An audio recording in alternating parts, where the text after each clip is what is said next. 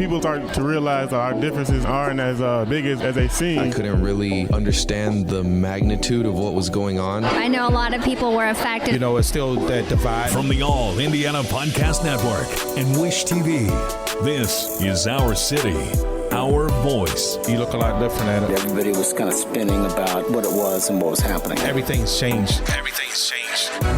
In tonight's celebration of Black history, some of the first people to claim Hamilton County as home in 1835. News 8's multicultural reporter Katira Winfrey introduces us to descendants of 3 men who set off on a journey. She found parts of their settlement still remains.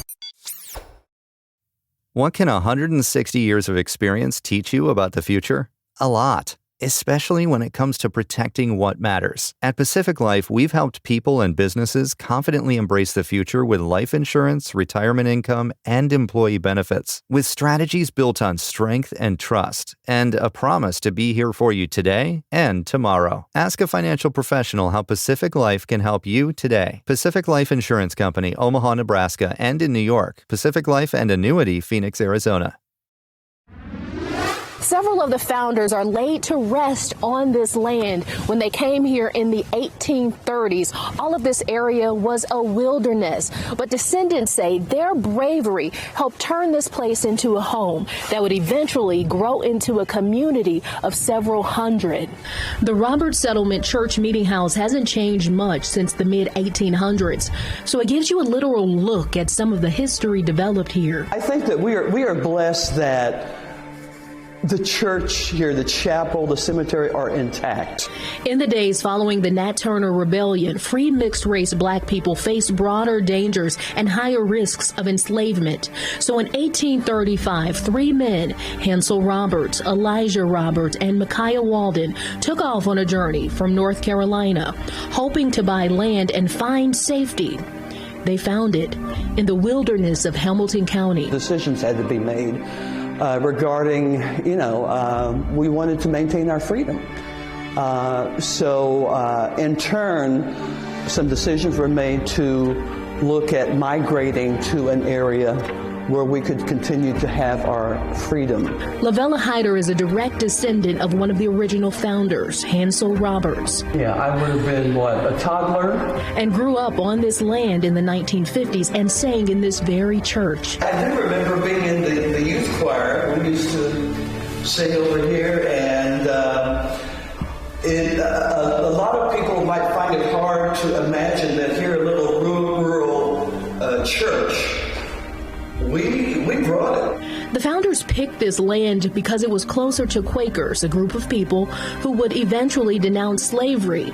During the 1800s, black people were able to buy land directly from the government for $1.25 per acre. Which was wilderness at that time, so it's really amazing to know that they had this vision of what this could be, where they would be able to look at an area that would ultimately produce farmland, where they could build their log houses, could build their church, community center, and have a vital part of existence.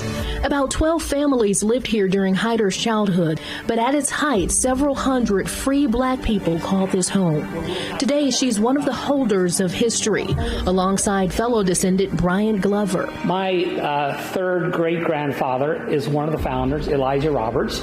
Overseeing the Roberts settlement preservation, Glover didn't live here but grew up visiting the land for its annual homecomings, only later realizing the gem planted here. I think Lavelle and I would agree that we wish we asked our grandparents more questions.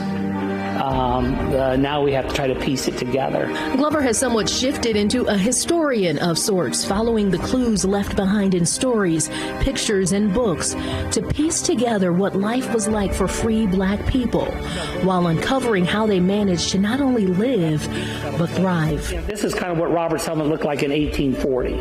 With 1,800 acres of land, they went from growing just enough to eat and survive to a large farming operation that allowed them to build wealth, educate their children, thus creating generational wealth. But through all those obstacles, I think they sort of had these basic principles that we are not going to let these obstacles get in our way. We're going to prepare our children for success. And when you look at the descendants that came from that first generation born here, second generation born here, they went on to do great things. Today, both Hyder and Glover share the history, but will get some help.